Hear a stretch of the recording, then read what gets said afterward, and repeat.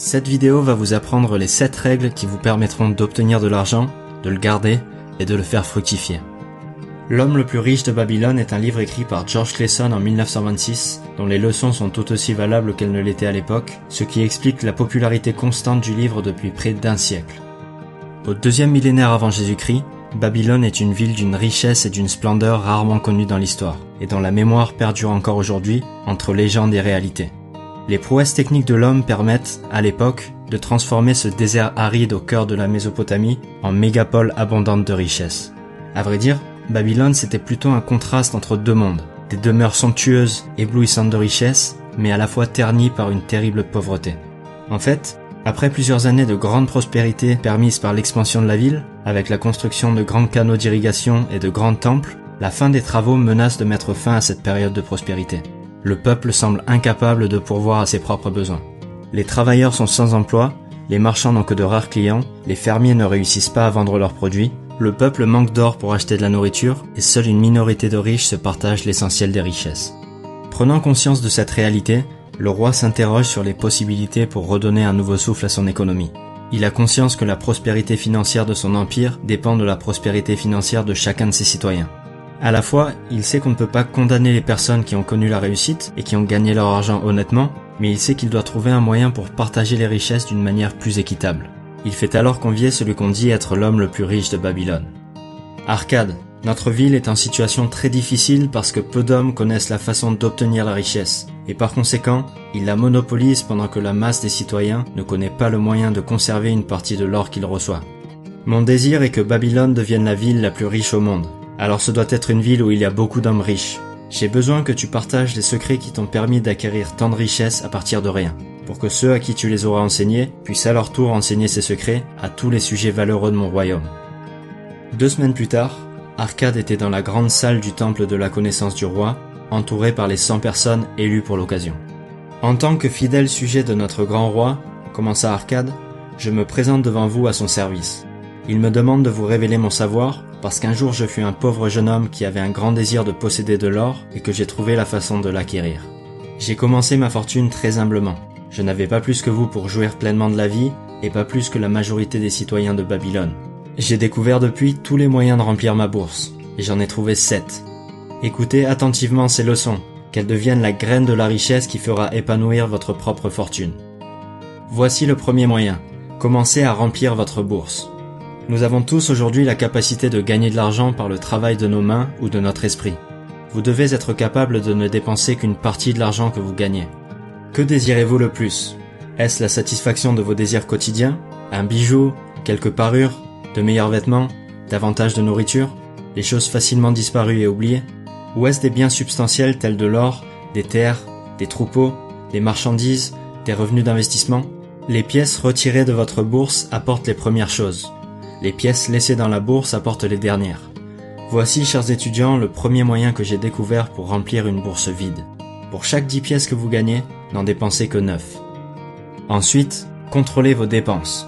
Certains d'entre vous m'ont demandé, comment un homme peut-il conserver dans sa bourse le 10e de tout ce qu'il gagne, lorsque tout ce qu'il gagne ne suffit pas à couvrir ses dépenses obligatoires?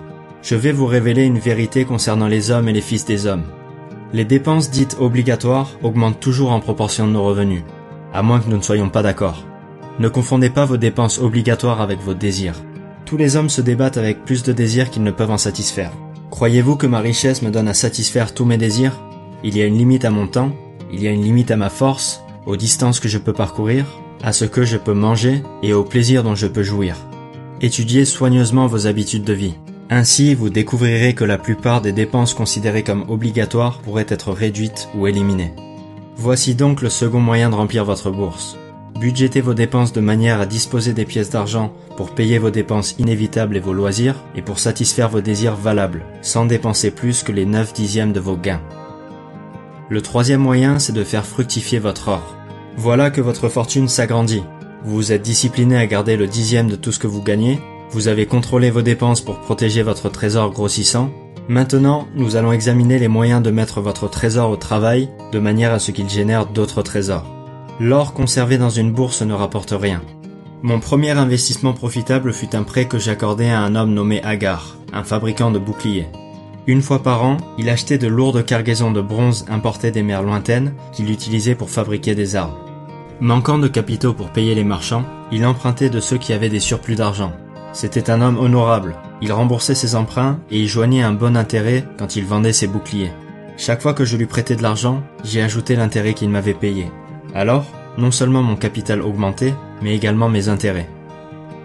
Voici le troisième moyen de remplir sa bourse. Faites fructifier chaque pièce pour qu'elle puisse se reproduire et aide à transformer votre revenu en ruisseau de richesse qui continuera constamment à alimenter votre fortune.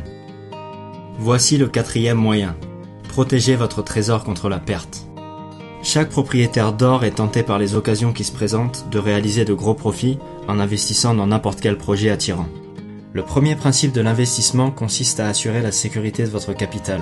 Est-ce sage de viser de plus gros gains aux dépens du capital qui risque d'être perdu ? Je dirais que non. Étudiez soigneusement la situation avant de vous séparer de votre trésor. Assurez-vous de pouvoir le récupérer en toute sécurité. Ne soyez pas induit en erreur par vos propres désirs romantiques de prospérer rapidement.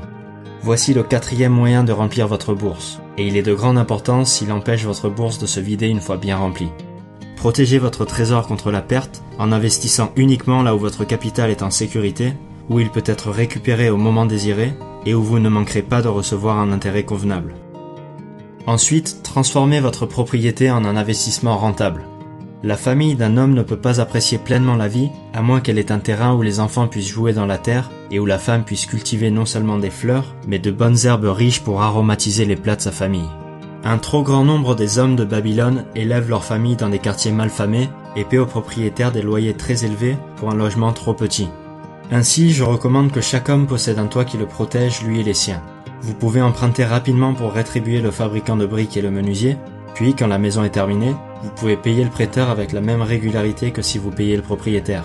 Quelques années suffiront à rembourser ce prêt, parce que chaque paiement réduira la dette au prêteur. Ainsi, il réduira de beaucoup le coût de la vie, libérant une grande partie de ses gains pour des plaisirs et la satisfaction de ses désirs. Voici donc le cinquième moyen de remplir votre bourse. Possédez votre maison.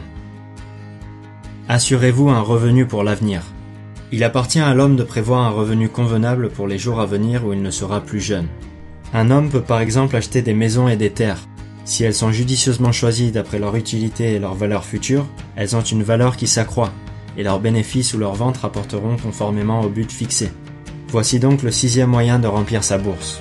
Prévoyez des revenus pour plus tard et assurez le bien-être de votre famille. Et enfin, augmentez votre habileté à acquérir des biens. Plus nous acquérons de connaissances, plus nous pouvons gagner. L'homme qui cherche à apprendre plus dans son métier sera grandement récompensé. S'il est artisan, il peut chercher à apprendre les méthodes et utiliser les outils les plus perfectionnés. S'il travaille en médecine, il peut consulter et échanger avec ses confrères. Donc le septième et dernier moyen d'acquérir une fortune consiste à cultiver ses facultés intellectuelles, à étudier et à devenir plus sage et plus instruit. Voilà donc les 7 moyens d'amasser une fortune tirés d'une longue et prospère expérience de vie. Il y a plus d'or dans la ville de Babylone, chers étudiants, que vous pouvez rêver d'en posséder. Il y en a largement pour tous. Allez de l'avant et appliquez ces vérités et vous atteindrez inéluctablement la richesse que vous désirez. Et voilà, c'était le résumé de L'homme le plus riche de Babylone de George Clason. J'espère que ça vous a plu. Pensez à liker la vidéo si c'est le cas et à vous abonner pour voir les prochaines. À très bientôt.